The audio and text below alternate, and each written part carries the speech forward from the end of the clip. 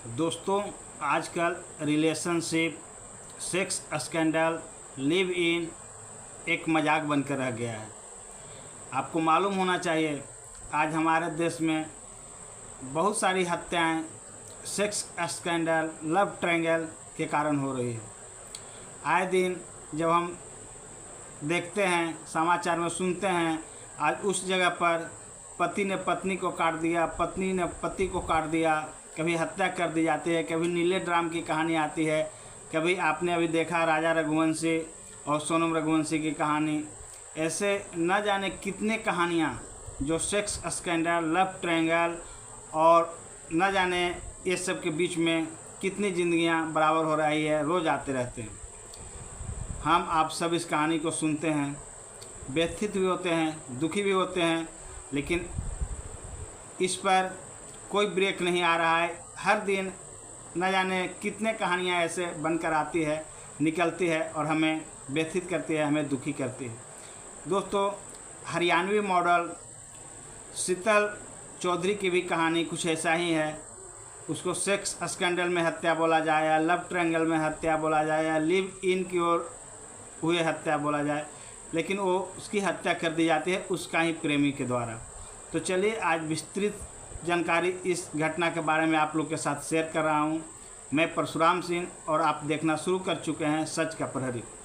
दोस्तों, यदि आप लोग से रिक्वेस्ट है कि मेरा कहानी अच्छा लगता है तो मेरे चैनल को सब्सक्राइब कर दिया कीजिए, ताकि आने वाला समय में और भी सच्ची घटनाएं पर आधारित कहानियां आसानी से मैं आप लोग तक उपलब्ध करा सकूं। दोस्तों,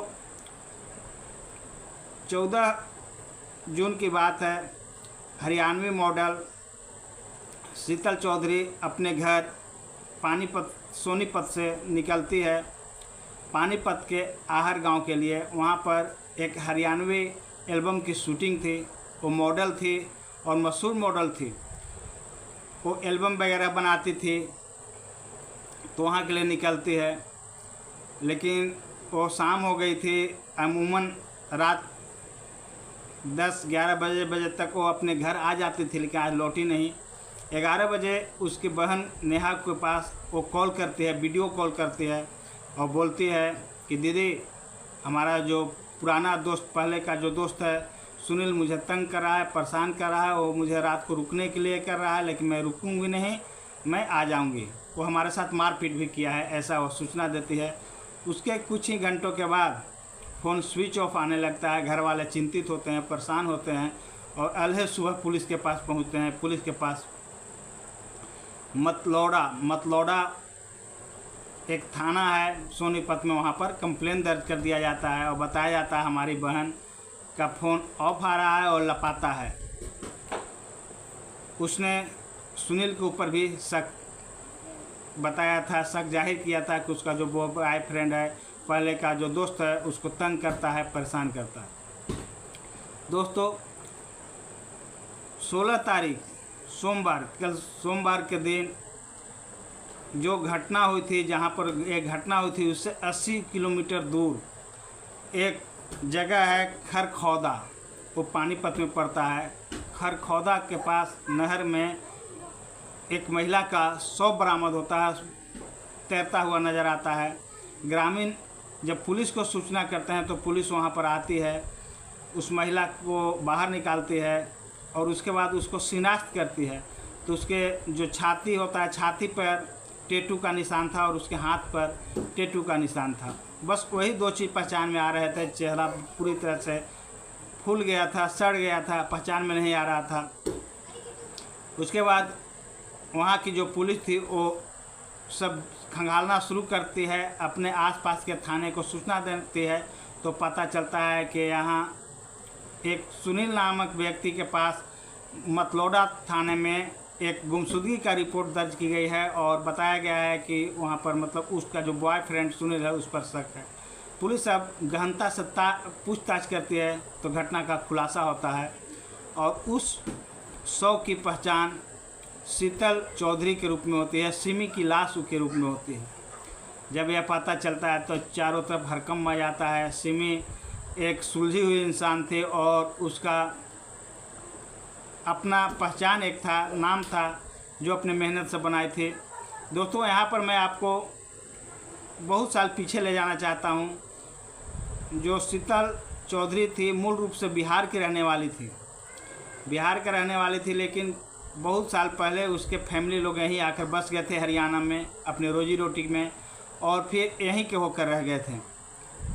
जब शीतल राजपूत बड़ी होती है और बड़ी होने के बाद जब उसका शादी होता है तो पहला शादी उसका टूट जाता है, तलाक हो जाती है शीतल का।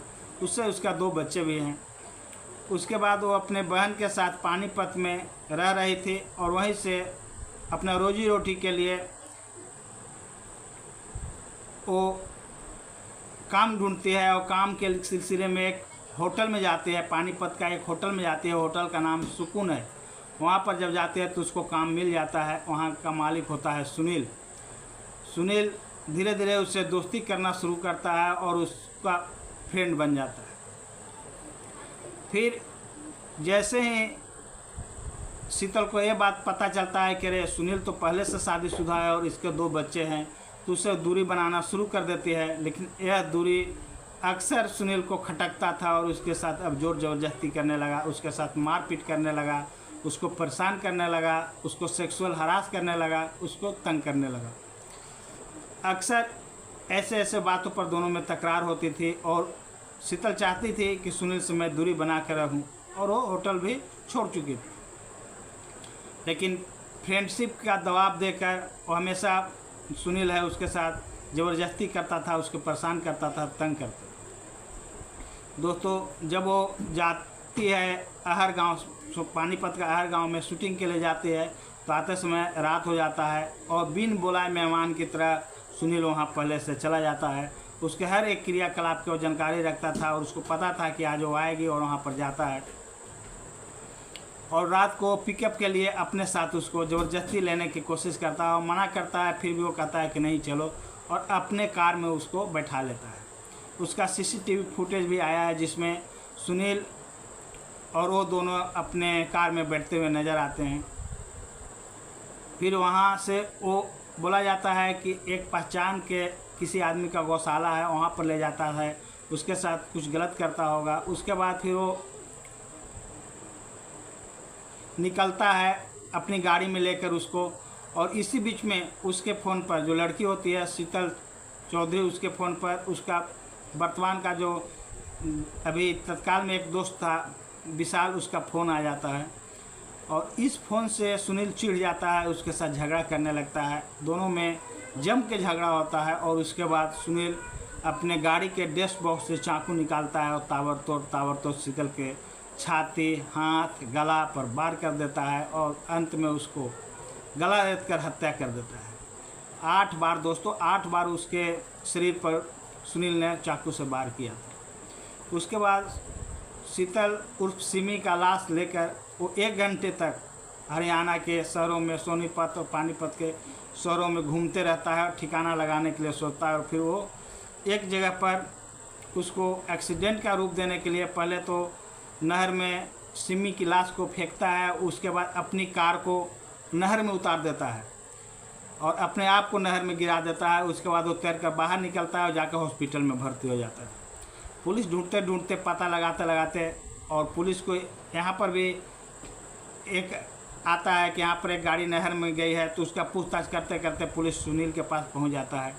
इधर जो सिमी की बहन नेहा थी, उसने भी पुलिस में सुनील के खिलाफ FIR दर्ज करवा दी थी, तो पुलिस उसको अरेस्ट कर लेता है। और तब तक घटना का पटाक्षेप भी हो चुका था कि सुनील ही नहीं उसको मारा है। इधर जब शीतल चौधरी के बॉडी का पोस्टमार्टम कराया जाता है, तो उसका जो रिजल्ट आता है उसमें पता चलता है उसके बॉडी के ऊपर 8 जख्म के निशान है और उसको तेज़ धारदार हथियार से गला काट कर हत्या की गई।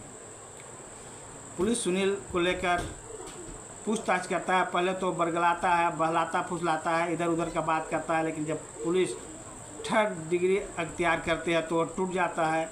और फिर एक कहानी सामने लेकर आता है जो मैं आप लोग को बताया कि जब वो फ़ोन आता है सुनील को, जब फ़ोन आता है उससे, तो वो चिढ़ जाता है, उसकी हत्या कर देता है। लेकिन दोस्तों यहाँ पर एक कहानी और निकल कर आती है कि जब शीतल चौधरी को यह बात पता चल जाता है कि सुनील पहले से शादीशुदा है और इसका 2 बच्चे हैं, तो होटल जाना बंद कर देता है, उससे दूरी बना लेता है। और ये बात उसको नापसंद था, उसको मंजूर नहीं था और पहले से उसने इसकी हत्या करने की योजना बना ली थी और हमेशा फिराक में रहता था कि किसी तरह से शीतल चौधरी को बहला फुसलाकर अपनी कार में रखें और रखने के बाद उसको मतलब कार में बैठाएं और बैठाने के बाद कहीं ले जाकर उसका, लेकिन ऐसा कोई मौका नहीं आ रहा था। शीतल उससे दूरी बना कर रहती थी और कभी भी अकेले कार में जाना पसंद नहीं करती थी, लेकिन उस दिन भी वो नहीं जा रही थी, लेकिन ज़ोर ज़बरदस्ती कर उसको कार में बैठाता है, उसकी हत्या कर देता है। दोस्तों मैं बताना चाहूँगा, वो मॉडल जो भी पूरी तरह से दुनिया देखी नहीं थी, उम्र भी उसका मात्र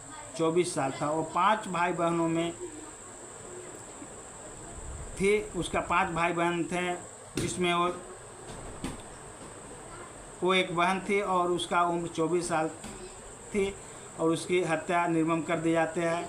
उसको पुलिस हर एक बिंदु की जांच कर रही है और सुनील से वो उगलवाने की कोशिश कर रही है कि कैसे कैसे क्या हुआ। दोस्तों आपका इस कहानी में क्या राय है, अपनी राय कमेंट बॉक्स में ज़रूर लिखेंगे।